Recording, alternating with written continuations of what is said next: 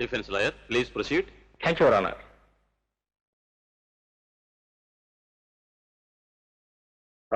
కుమార్ జయలక్ష్మి గారు, మీరు అమృత శరణాలయం వార్డెన్గా ఎంతకాలం నుంచి ఉంటున్నారు?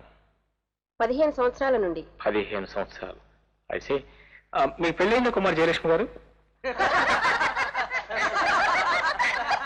Order order. కుమార్ జయలక్ష్మి గారు, మీకు పెళ్ళయిందా? కాలేదు. పిల్లలెంతమంది? Order order. చెప్పండి కుమారి జయలక్ష్మి గారు, మీకు ఎంతమంది పిల్లలు? ఒక అమ్మాయి. అమ్మాయికి ఎన్నేళ్ళు?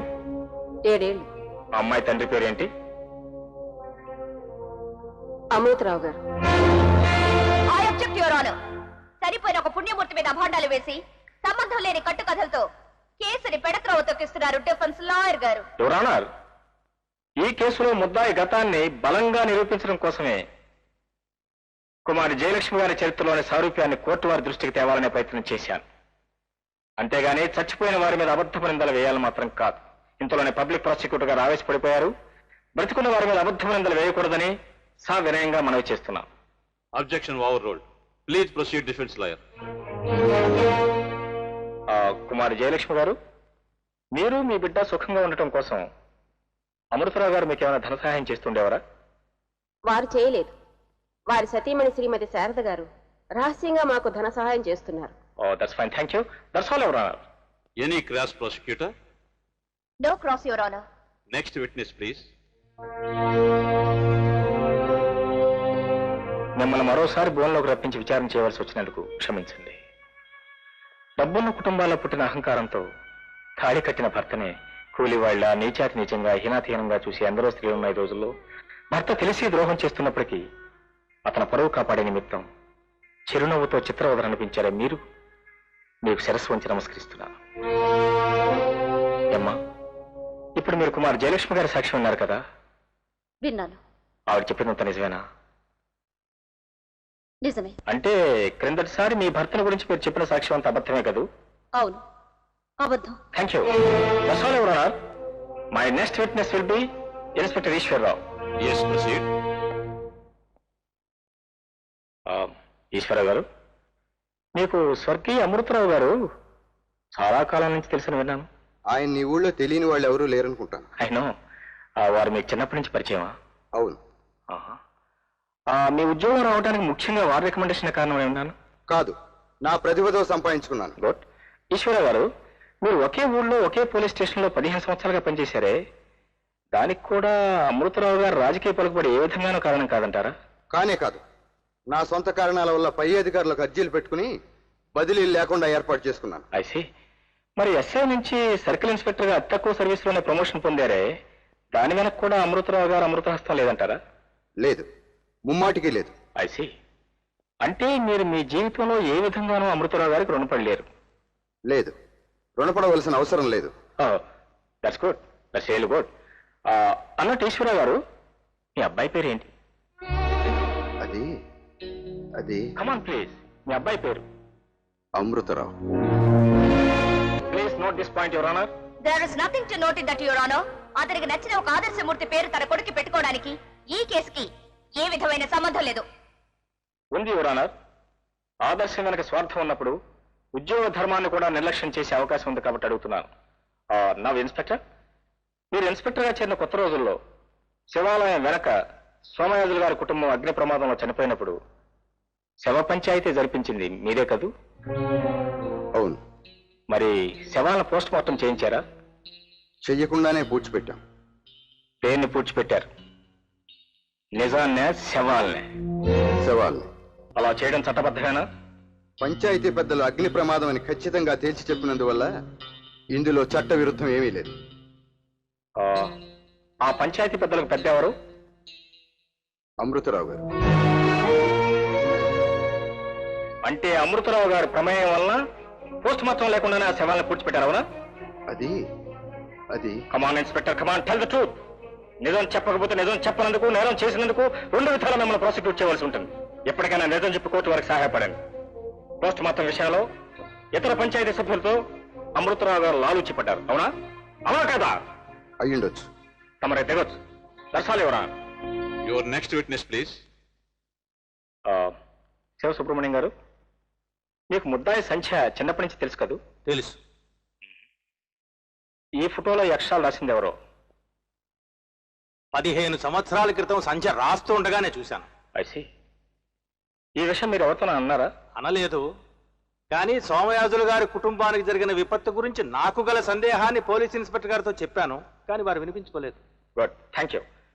Your honour, please go through this defence exhibit. తప్పండి తప్పండి. Defence lawyer proceed. నువ్వు ఎంతకాలం నుంచి అమృతరావు గారి దగ్గర డ్రైవర్గా పనిచేస్తున్నావు? 25 సంవత్సరాల నుండి. ఐసి. 15 ఏళ్ల క్రితం సోమయాజుల గారు వీళ్ళు తగలబట్టడం ప్రమాదం వలన లేక బుద్ధిపూర్వకంగా జరిపిన అక్రమం వలన? బుద్ధిపూర్వకంగా జరిపిన అక్రమం వల్ల. జరిపించిన బుద్ధిమంతుడు ఎవరు? అమృతరావు గారు. నీకెలా తెలుసు? అమృతరావు గారితో పాటు ఆ నేరంలో నాకు భాగం ఉంది కనుక. ఆ నేరం ఎలా జరిగిందో కోర్టు వారికి వివరంగా చెప్పగలవా? ఓ, తప్పకుండా చెప్తాను. అరే కోటిగా, అయ్యా, ఈ శ్రావణ మాసంలో గోళ్ళకి సున్నాలు వేయించాలి, వీటి రంగులు అవి వేయించాలి. అట్లాగేనండి.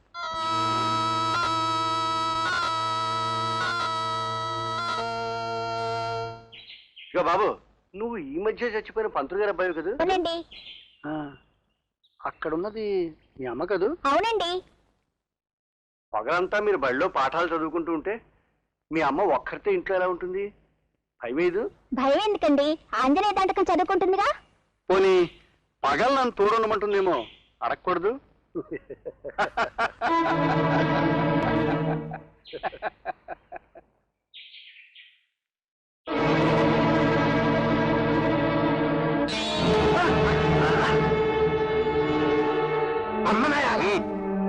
ఏం చేస్తావు?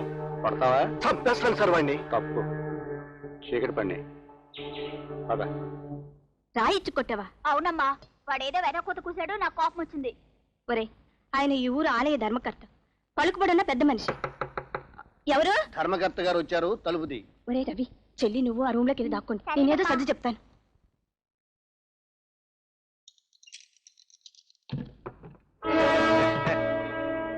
ఏడేని కొడుకు?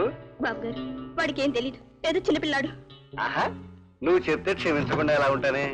వాడు చిన్నవాడు, నువ్వు చిన్న. బాబు గారు, అదేమిటే ఒంటి మీద చెయ్యి పడేసరికి అలా కంగారు పడిపోతున్నావు? చంప మీద మీ అబ్బాయి రాయట్టు కొడితేనే నేను చిరునవ్వు నవ్వుతూనే ఉన్నాను. అర్థం కావాలి.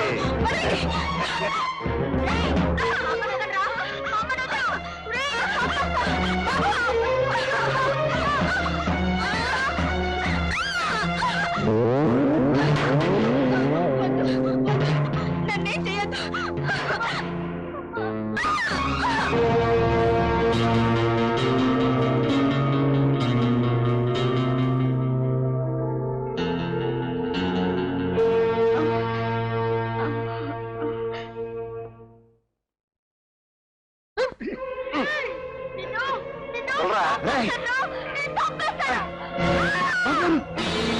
వాడి చావు, దాని అవమానం, ఈ 4 గోడల మధ్య సమాధి కావాలంటే మనం మామూలుగా చేసే పని ఉందిగా, కానీ చెయ్యి.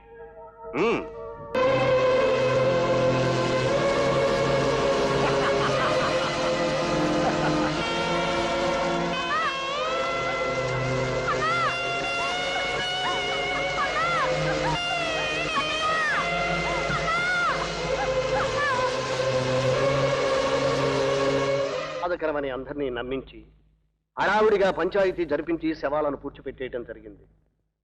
ఆ తర్వాత సంధ్య పూజారి గారి దగ్గర ఉందని తెలిసి అనాథ శరణాలయానికి తీసుకురమ్మని అమృతరావు గారు నన్ను పంపించారు. కానీ సంధ్య ఆవిడ పిన్ని గారితో గుంటూరు వెళ్ళిపోయింది. ఆ కథ అక్కడితో ముగిసిపోయింది. 15 ఏళ్ల క్రితం జరిగిన నిజాన్ని ఎంతకాలం ఎక్కడా చెప్పకుండా దాచిన వాడివి ఇప్పుడు హఠాత్తుగా ఎందుకు చెప్పవలసి వచ్చింది? పాపం పండడానికి 15 ఏళ్లు పట్టిందమ్మా. సంధ్య పెరుగుతున్న సంగతి మర్చిపోయి అమృతరావు గారు హాయిగా బ్రతుకుతుంటే ఆకాశం నుండి ఊడిపడినట్టు వచ్చి ఆయన ప్రాణాలు తీసింది సంధ్య. అలాంటి గతి నాకు పట్టకముందే నా తప్పును నేను కోర్టు వారికి మనవి చేసుకుంటే ఈ శిక్ష గౌరవంగా ఉంటుంది. ఈ నిజం ఒక అమాయకురాలకు ఉపయోగపడుతుంది. అందుకని ఇప్పుడు చెప్తున్నా. ఎవరోనో నిందితురాలి గతాన్ని గురించి నేను చింతిస్తున్నాను, నా సానుభూతి తెలియబరుస్తున్నాను. కానీ ఒక నేరం వెనకాల ఎన్నో చింతలు పరిస్థితులు ఉండడం సహజమే. అందువల్ల హంతకులు మన్నించబడాలి అంటే ఈ ప్రపంచంలో ఏ హత్యకు శిక్ష అనేది ఉండదు.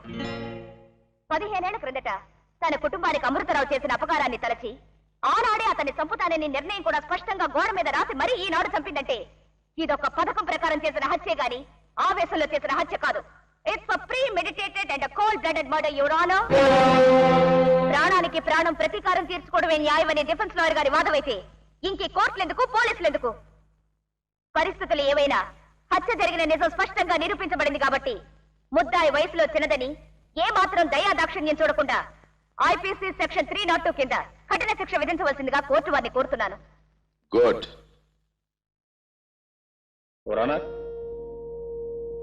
పరిస్థితులతో ప్రమేయం లేదు, నేరస్తులు ఖచ్చితంగా శిక్షింపబడవలసిందే అని పబ్లిక్ ప్రాసిక్యూటర్ గారు గట్టిగా వాదించారు. ఐఎమ్ సారీ, ఆ వాదాన్ని నేను ఖండిస్తున్నాను.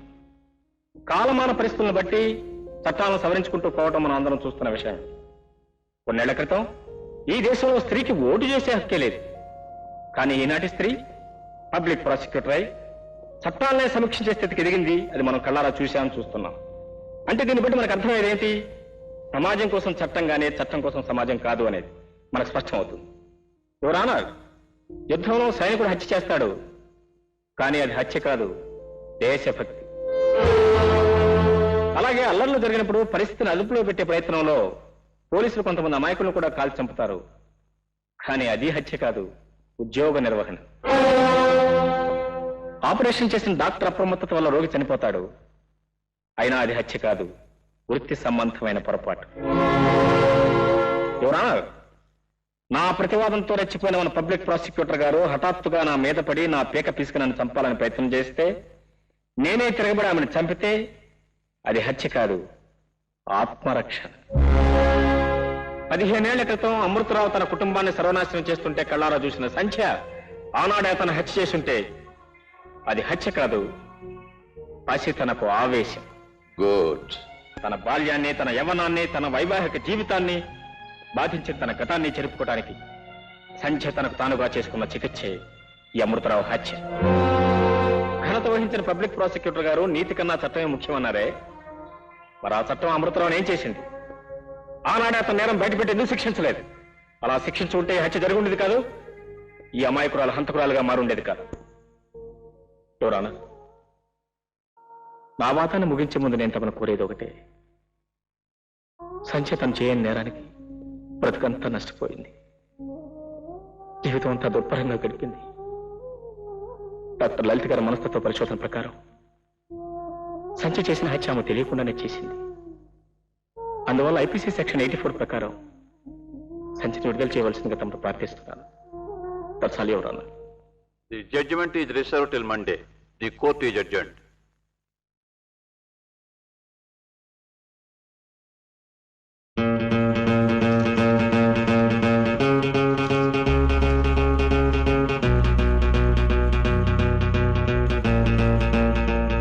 ఈ హత్య కేసులోని ఇరుపక్షాల వాదోపవాదాలు బలంగానే ఉన్నందుకు నేను న్యాయవాదులు ఇద్దరిని అభినందిస్తున్నాను. ముద్దాయి నేరం చేసినట్టు సరైన సాక్ష్యాధారాలతో నిరూపించిన పబ్లిక్ ప్రాసిక్యూటరు చాకచక్యాన్ని ప్రశంసిస్తున్నాను. కానీ సంధ్య గత జీవితంలో జరిగిన విషాదం తేట తెల్లమైన తరువాత ఎటువంటి వారికైనా ఆమె పైన సానుభూతి కలగటం సహజం. అయితే సానుభూతులకు, ప్రతీకారాలకు కోర్టు ప్రభావితం కాకూడదన్న ప్రాసిక్యూషన్ వాదాన్ని నేను అంగీకరిస్తున్నాను. ముద్దాయి సంధ్య 7 ఏళ్ల వయస్సులో జరిగిన సంఘటనకు ప్రతీకారంగా ఈనాడు తీసుకున్న చర్యను ఒక 7 ఏళ్ల బాలిక చర్యగానే పరిగణించమని మిస్టర్ ప్రభాకర్ ప్రవేశపెట్టిన సరికొత్త వాదాన్ని నేను వ్యక్తిగతంగా సమర్థిస్తున్నాను. కానీ అది మనస్తత్వ శాస్త్ర ప్రకారం సహజమైనప్పటికీ న్యాయశాస్త్ర సమ్మతం కాదని అభిప్రాయపడుతున్నాను. చివరిగా మనస్తత్వ శాస్త్రజ్ఞురాలైన డాక్టర్ లలిత గారి అభిప్రాయం మేరకు ముద్దాయి సంధ్య తను చేసిన చర్యకు తాను బాధ్యురాలు కాదని నిరూపించబడినందువల్ల ఐపీసీ సెక్షన్ 84 ప్రకారం ముద్దాయిని నిరపరాధిగా నిర్ణయించి విడుదల చేయడమైనది. డిఫెన్స్ లాయర్ మిస్టర్ ప్రభాకర్కి నా ప్రత్యేకమైన అభినందనలు. Thank you your honour. I'm very much honoured by your kind judgement. Thank you very much.